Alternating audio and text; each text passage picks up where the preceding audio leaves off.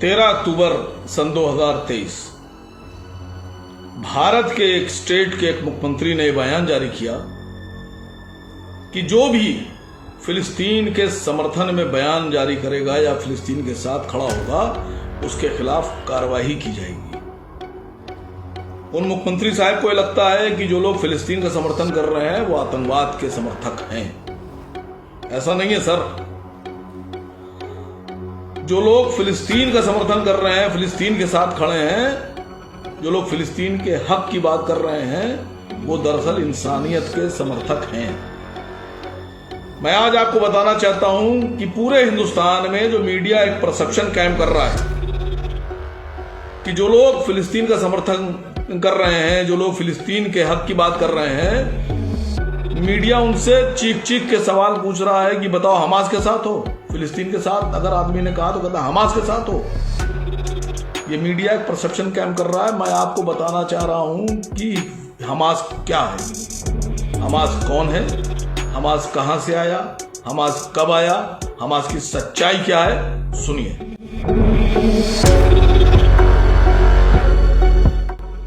ये बात उस वक्त की है जब गाजा के गवर्नर, एक्टिंग गवर्नर यित्जेक सेगेव हुआ करते थे, एक यहूदी।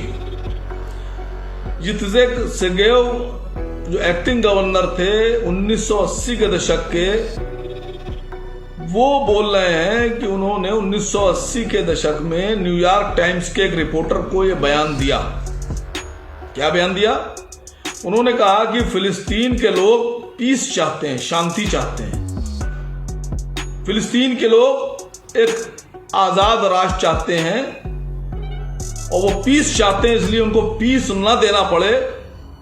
वो सेकुलर लोग हैं, उनकी बात हम नहीं मानेंगे, उनकी शांति की बात को हम नहीं मानेंगे। इसलिए हम कौन, यित्जेक सेगेव कह रहे हैं कि हम लोग यानी यहूदी इजरायली एक संगठन का निर्माण कर रहे हैं, उसका नाम है हमास। उन्होंने अपने बयान में कहा न्यूयॉर्क टाइम्स के रिपोर्टर से कि हम पैसा देकर, सपोर्ट देकर और जो भी जरूरत की चीजें हैं, जो भी एक आतंकवादी को चाहिए होती हैं, वो देकर हमास को पीएलओ के खिलाफ यासर अराफात के खड़ा करके सामने और लड़ाई शुरू करेंगे और पीस खत्म करेंगे। ये बात 1980 के दशक की है। और आप हम पर इल्जाम लगाते हैं कि हम आतंकवाद का समर्थन करते हैं। बना कौन रहा है? खड़ा किसने किया? पैसे किसने दिए? सपोर्ट किसने किया? हथियार किसने दिए? यित्जेक सेगेव जो एक्टिंग गवर्नर थे, उन्होंने, इजराइल ने। इल्जाम हम पर लगा रहे हैं। मैं आज आपके सामने बहुत सी चीजें बताना चाहता हूं। बात यह हो रही है कि इजराइल पर हमला करके कितने लोग मार दिए गए। सच है, एक भी आदमी अगर मरता है तो इंसानियत मरती है। मैं अपने हिंदुस्तान के इन तमाम मीडिया हाउसेस के जो एंकर्स हैं इनसे कहना चाहता हूं कि आप ये क्यों रिपोर्ट नहीं दिखाते हो? क्या आपके पास ये रिपोर्ट अवेलेबल नहीं है?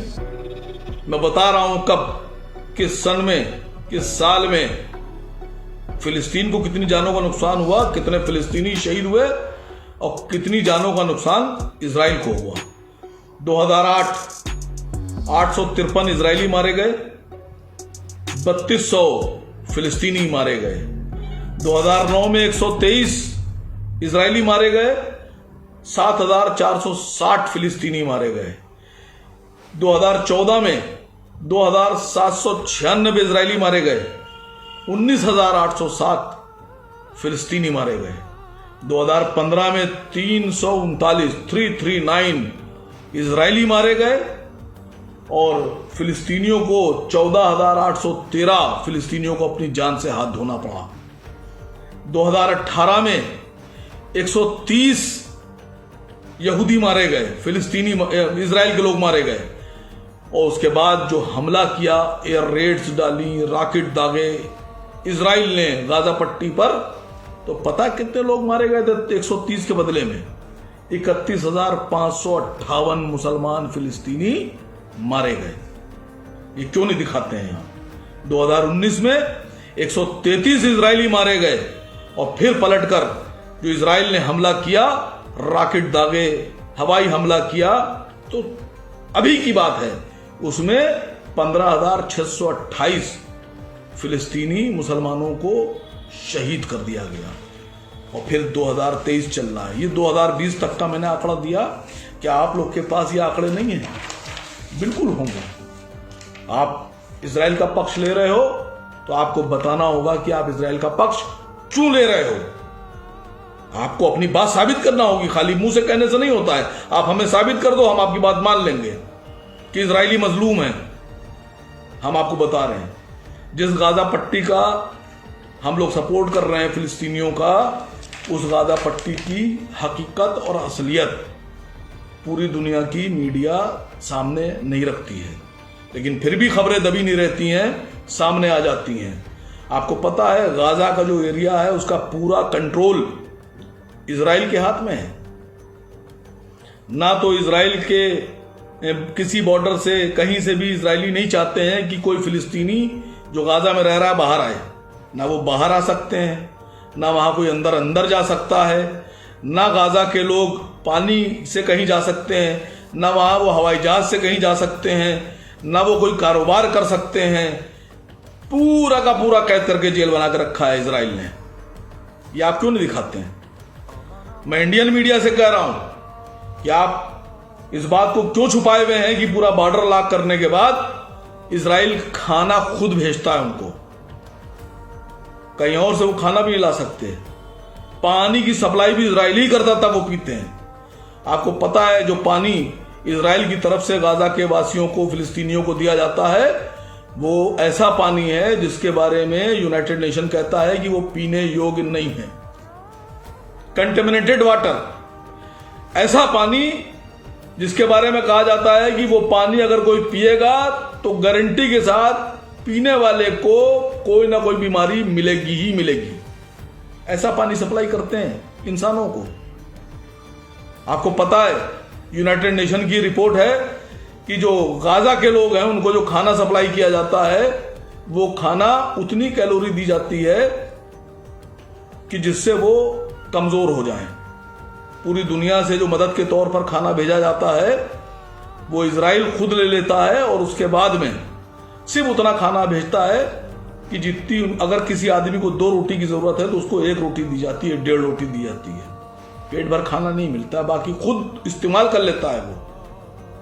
मैं आपको ये जो बात बता रहा हूं इसका आप लोग दरियाफ्त कर सकते हैं।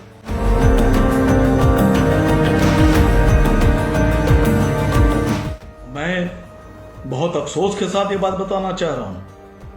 मैंने आपके सामने आंकड़ा पेश किया कि कब किस सन में कितने मुसलमान मारे गए और कितने इजरायली।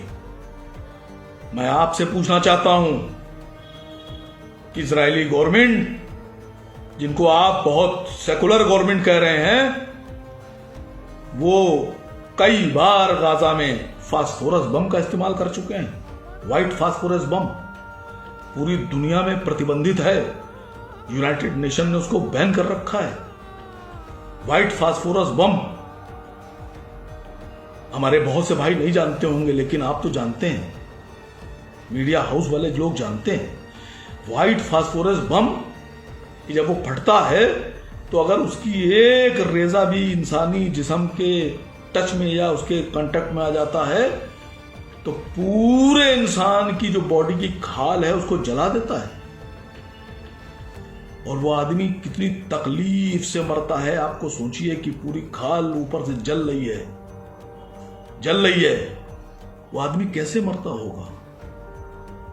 हम लोगों ने सुना था कि करबला में हजरत इमाम हुसैन अलैहिस्सलाम के साथ जो किया गया था कि हजरत इमाम हुसैन को जंग लगी, बिना धारदार तलवार से उनके गले को रेता गया था कि उनको तकलीफ, समझिए आप, कि तकलीफ पहुंचाई जाए।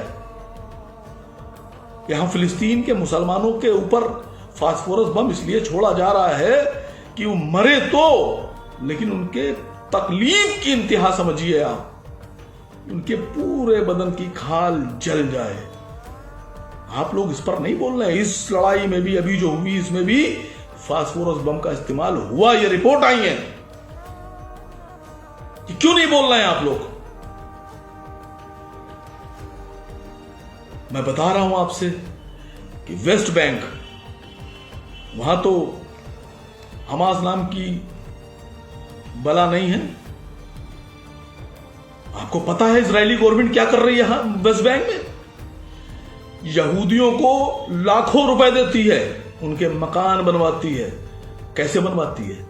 जो वहां फिलिस्तीनी रह रहे हैं वेस्ट बैंक में, उनके मकानों पे कब्जा करके उनको नेस्तनाबूद कर दिया जाता है, जमींदोज कर दिया जाता है। और जमींदोज करने के बाद वहां पैसे देकर जीप्स को भेजा जाता है यहूदियों को, और कहा जाता है कब्जा करके नए मकान बनाओ। नए मकान बनाने के बाद उनको 50 लाख रुपए देके एक फैमिली को वहां शिफ्ट करा जाता है। फिर इजरायली आर्मी उनकी सुरक्षा करती है। 9 सेटलमेंट हुए हैं, 9 सेटलमेंट। एक सेटलमेंट में 2 से 2.5-3 लाख आदमी को सेटल किया जाता है, यहूदियों को फिलिस्तीनियों पर। 9 सेटलमेंट यूनाइटेड नेशन कह रहा है 9 सेटलमेंट कर दिए हैं अवैध। यूनाइटेड नेशन कह रहा है इलीगल सेटलमेंट किए गए हैं इजराइल की तरफ से। फिलिस्तीनियों के मकान तोड़कर कब्जा कर लेते हैं, फौज लगाकर सुरक्षा करते हैं अपने इलाकों की, और उसके बाद में जब फिलिस्तीनी अपने घर के पास पहुंचता है कि मेरा घर वापस करो, तो जो ऊंचे ऊंचे मचान बनाते हैं आर्मी वाले, वहां से स्नाइपर लगा के उनको शूट कर देते हैं, गोली मार देते हैं। गोली सर पे गोली मारते हैं उसके, मचान से बैठकर। ये आपको नहीं दिखता है? कौन देखेगा इसको? कौन बोलेगा? पूरी दुनिया चुप है, आप भी चुप हैं। आप उम्मीद करते हैं हमसे कि हम भी चुप रहें?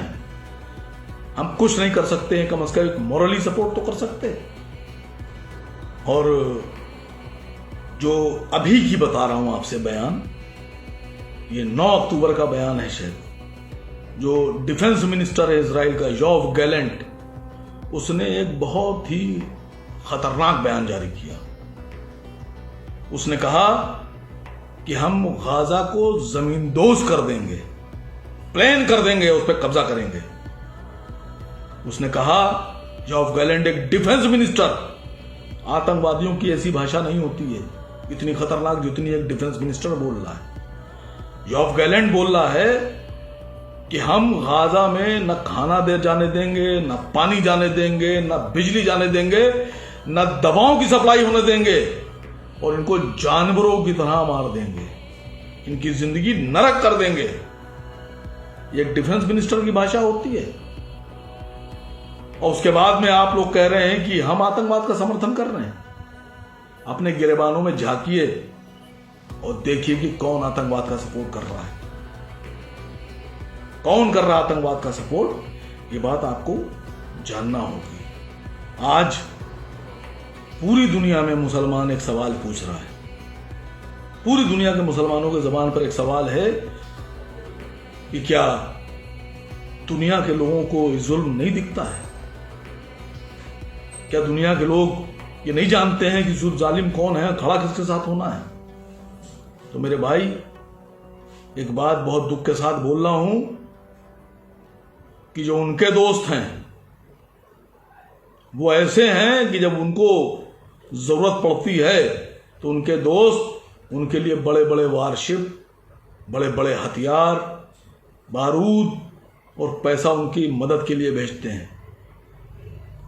और जिनको आप अपना दोस्त समझते हैं, वो जब वक्त पड़ता है तो जाकर दुश्मन के खेमे में खड़े हो जाते हैं, हाथ मिला लेते हैं। आपके जो दोस्त, जिनको आप दोस्त समझते हैं, वो ऐसे गद्दार दोस्त हैं कि जब वक्त पड़ता है आपको मदद का, तो आपके दुश्मन की टेबल पर बैठकर उसके साथ कॉफी पीते हैं।